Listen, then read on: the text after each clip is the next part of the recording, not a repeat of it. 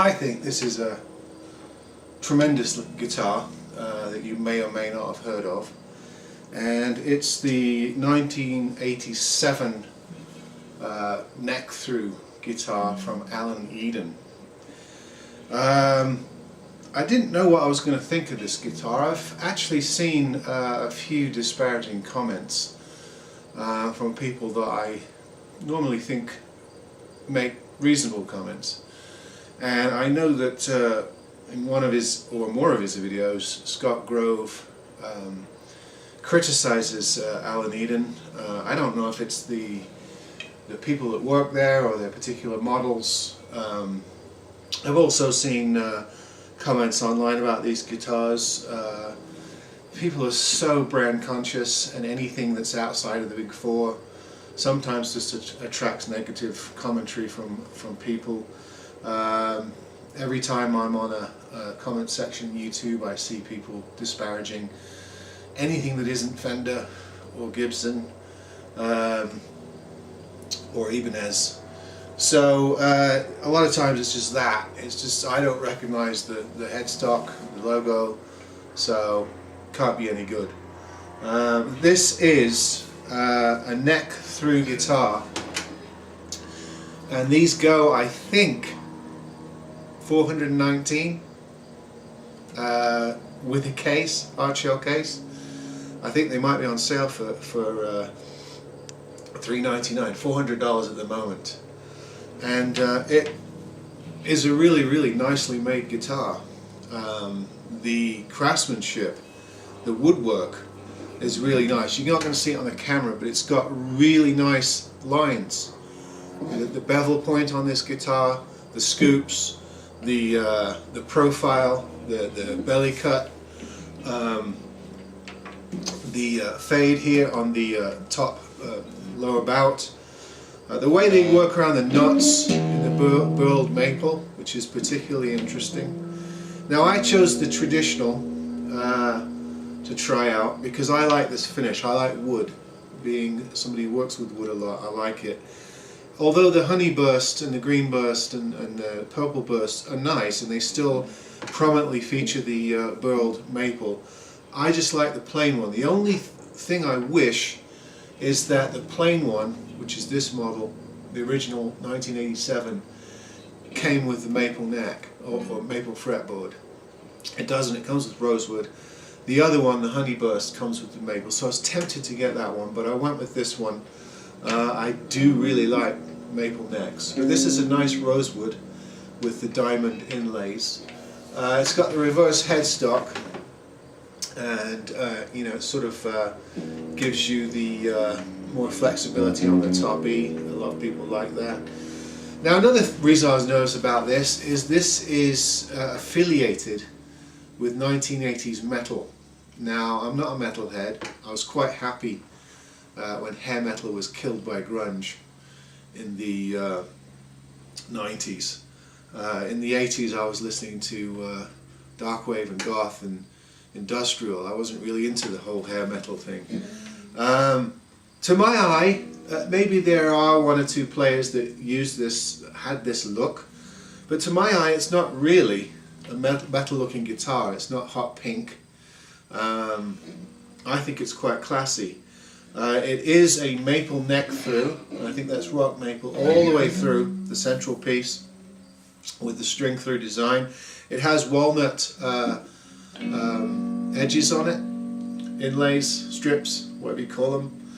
And then of course the wings are the burled maple, which is a really interesting procedure to get these to stick out. It's just nicely done, really nicely done. Now they come in a hardtail or a Floyd. I just got the hardtail on this one. I have Floyds on other guitars, but I just decided to get the hardtail on this one. And stock, all stock. You can get these upgraded from Wilkinson pickups to the I think one of the Seymour Duncan sets.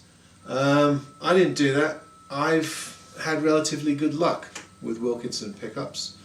They put them in Harley Bentons, and You know, I'm not a pickup snob. I know people who argue all day about it. I think that great sound comes from your playing, comes from your fingers, comes from your tone, comes from your sense of dynamics, your musicianship, your technique. I think, of course, there are guitars with awful pickups that need to be swapped out, but once you get up into a reasonable range of pickups, I just don't get fussy. You know, I get my tones through my effects, through my processing, through my playing, through what I do with my fingers, which is limited. I know there are a lot better players out there. And I'm not giving you a good sound demo because all I have rigged up here is a tiny custom tuck and roll 10-watt amp, and it's just not going to do justice to an electric guitar. And I have a Fishman acoustic amp for playing acoustic guitars. Neither one's really going to do justice to this. All I can tell you though, for the money, for what you pay for one of these, with the hard shell case, which is a nice oblong hard shell with brown velour interior, it looks to me to be $100 case with the E on the side for Eden. And with the guitar, I think it's good value. I think it's excellent value. I think it plays really well. I think it's built really well. The tuners are not stamped, but they seem to be really good quality. And I normally, when I buy guitars, even electric guitars, have to do loads and loads of setup. On this guitar, I didn't have to do much. So all the complaints I've heard about working with Alan Eden and Eden guitars, I didn't experience that. You know, the neck is straight. I didn't have to do a truss rod adjustment. I didn't really have to mess with the action at all. The nuts cut nicely. There are some things that you can upgrade about this guitar if you're into modding. You could put probably a better quality nut on it. You could replace it with the locking tuner, the tuners of the locking tuners. And if you're dead set on your favorite brand of pickups, of course you can switch the humbuckers out as well. But for what you get for a stock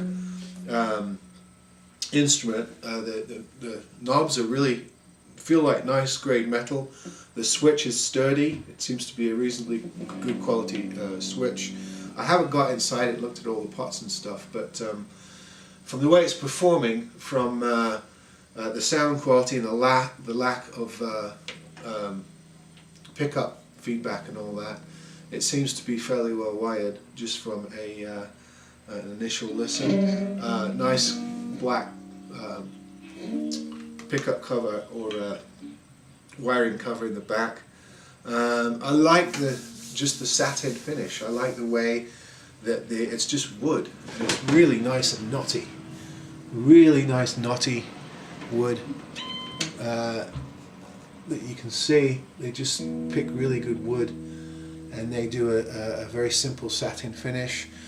At first I didn't like the walnut strips, but I got used to them.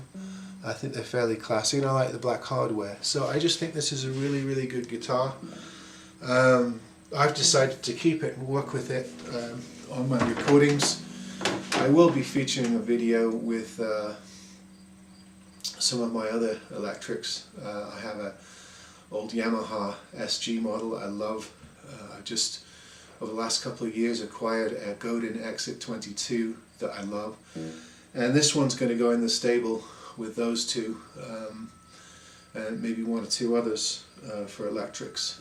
But I just wanted to show you this. I don't see too many reviews on it. I don't see a big buzz on it. I just think for a neck-through guitar, for the price, and a stock instrument that you can really work with and make something special with, I think this is a good deal. And I recommend it. I look forward to using it. I like the way it feels, I like the way it plays, I like the way it's built, I like the weight. I'm very pleased with it so far, so I thought I'd share that with you. This is the Alan Eden 1987 models, all stock, no trim, no upgrades, just straight out of the production line. Very classy, very nice guitar. If you get a chance to pick one up, the Alan Eden sells direct. They also sell on eBay and Reverb. I don't know if they have much distributorship. I don't think the prices change, so there's no point really buying one anywhere else. But yeah, I think you know, a neck through for this kind of money in this condition and this build quality, I think you can't lose. See you next time.